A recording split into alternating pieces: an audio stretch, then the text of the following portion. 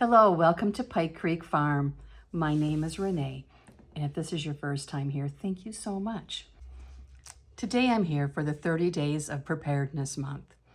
And if you've been to my channel before, I really appreciate it. If this is your first time, I like to do videos on canning and vintage recipes and just life here at Pike Creek Farm, which is in the thumb of Michigan. Now, the 30 Days of Preparedness is being organized and put together by Michelle and JJ at Big Valley Living. And there's videos every day the month of September on all different topics. What's close to my heart and what my mom taught me is having a prepared pantry. And I like to can, so a lot of my pantry is home canned items. But it hasn't always been. And at different stages of life, it has been what I can buy.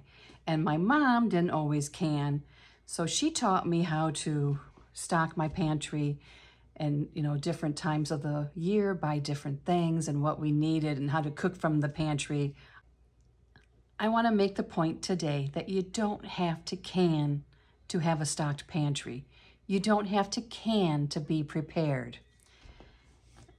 There's other ways. You can go to the stores, you can order online, and I'm going to show you just some simple things that I do. And I also want to make the point that we don't stock our pantry just for doomsday. So I just want to reinforce that having a stocked pantry isn't just for Armageddon, for big disasters. It's for little things too, and they're not even little when it's your family. For example, if someone's sick, if you're sick, you can always make a meal. No one's going to go hungry. If you're having some unexpected expenses, so your budget is tight, if you have a well-stocked pantry and freezer, you can buy very little from the store. It's a crazy, crazy day, and you have so much going on at work, you come home, rather than buying food from the restaurant and bringing it home, you can make what I call fast food from your pantry. It reduces stress knowing that you have options. It gives you a feeling of calmness and it reduces your stress. At least for me it does. I find that it helps me a lot. And there's been times in my life when my pantry hasn't been as well stocked. When I've married my husband, we had a couple of moves. We moved from my house to his house, and then we had to move back to my house because his sold, and then we finally found this place. So I didn't have a very well stocked pantry, and it was the winter of 2020. Well, we all know what happened. And my husband saw the handwriting on the wall and said, go to the store and spend money, and we have to have this pantry stock, because I had this big pantry with little in it. And I had not been canning because we had been moving and just everything. In fact, I didn't know how to pressure can yet, so we had no proteins on the shelf. So I went to the store and I stocked up. And I'm going to tell you the kind of things that I stock up on and give you guidance and maybe some ideas on how you could apply it. And my mom taught me, buy when things are on sale. Like, there was a local grocery store that vegetables were always on sale in the fall. It wasn't Walmart, it was a Spartan store. But for 2 weeks, they would have sales on vegetables, and she would buy all her tomato products the 1 week by the case, and then she'd buy all her vegetables. And then in January, she would restock some and buy some different ones when they had the sale. Look at the sales, look at the discounts, and take advantage of it. And if you can only buy 1 or 2 extra things a week, do it. Buy what you need to buy and then add a couple more things for your pantry. If you do that every week or every other week, it will continue to grow. If you have some extra money, you take back some bottles. I don't know if everyone gets money back for bottles, but in Michigan you do. Put that towards your pantry. So those are some of the whys and, why I do it. I don't know if you're like me, but if I realize I need something from the store, I never go and get that one item. I end up, instead of spending $5 or $10, I spend $30 or $40. So there's money leaking from my budget. So I'm going to talk now about what to stock. And the first thing, and my husband always wants to make sure that we have enough proteins. He feels it's really important to have protein on my pantry shelf. And after 2020 is when I bought a pressure canner and was determined to learn how to pressure can and put meat on my shelves that I canned, because he hunts, so we had venison. But you don't have to can. You can buy Keystone Meats is one brand, and Keystone is great. The ingredients are, this is pork and sea salt. That's it. That's it. This looks just like what I can. The ground beef, I have tested this and I have a video on it. It is good. It doesn't have a weird texture when you brown it. It's good. They have chicken, they have turkey, and they have beef. All are wonderful. And then if you want to add fish, you can get tuna, you can get salmon. You can stock those things also. And Spam. But Keystone Meats, I would highly recommend. It's good quality meat, and it's a great base for many meals. This is going to stay on your shelf for years and years. You can put it to the back and wait until you really need it. If there's an emergency, or if your budget, or all those reasons I listed before.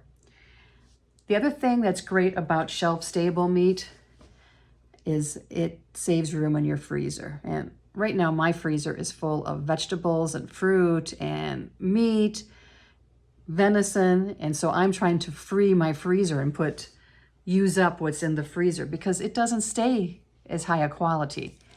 This, I can open it today and it's good. I can open it 5 years from now and it will taste the same. It's also versatile. People, I don't think, know what to do always with canned meat. You can make sandwiches. I've done sliders. I've done, pulled pork, obviously. You can make soups. It can be a great base for soup. You can do tacos. You can do casseroles. You can do pasta dishes. My basic thing to do with it is to take this and heat it up and thicken it, add some seasoning, make it into a gravy, and some instant potatoes if it's one of those nights, and a can of vegetables. I have dinner, and literally it can be ready in 15 minutes, 20 minutes. So you want to make sure you have protein on your pantry shelf, and I highly recommend Keystone for many reasons.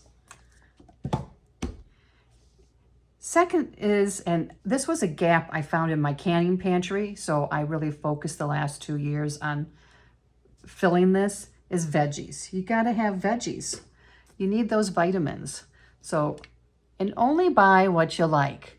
We like beets. I know a lot of people don't. But like downstairs, I have corn, I have green beans. I buy French style green beans in the can because my husband loves French style green beans. Peas, he loves canned peas. So that's my other tip for stocking your pantry. Don't buy what you won't use. If you won't eat it normally, don't put it in your pantry because you won't want to use it then either. Next, this is very frugal and versatile, but beans. Different kinds of canned beans can be used for so many things. I could use this and some tomato sauce and kidney beans and some seasonings, maybe a can of corn, and I have chili, fast chili. Don't forget baked beans, whether it's like pork and beans or the more like Bush's beans, whatever your family likes. I stock both because I use pork and beans in casseroles, and Bush's beans are a great side, and pork and beans are really good on baked potatoes. So I stock, or just like regular beans and tomato sauce, I should say. The next thing that I highly recommend, and it can be boxed or canned, I use both, broth. Keep broth on your shelf. You can make a quick soup. You know, I could turn, this is beef broth, with those beans and the corn and this, I could make a taco soup. So make sure to have a variety of stocks and broths. And that includes, and I have in my pantry here, my shelf in my kitchen, you know, the Knorr or what, the bouillon. You know, I don't usually have the cubes. I usually use the loose or soup base. Keep those stocked. And then you need to have your starches that kind of like are the glue to hold together different recipes. I showed already instant potatoes. I keep minute rice and regular rice, but if we lose power, I can make a pantry stable shelf. I can make a pantry meal just from shelf stable items very easily on our wood stove. Just heat the water up and I can add this. And then I can add in some canned pork. I can add in some sweet and sour sauce. I can add in some canned mushrooms.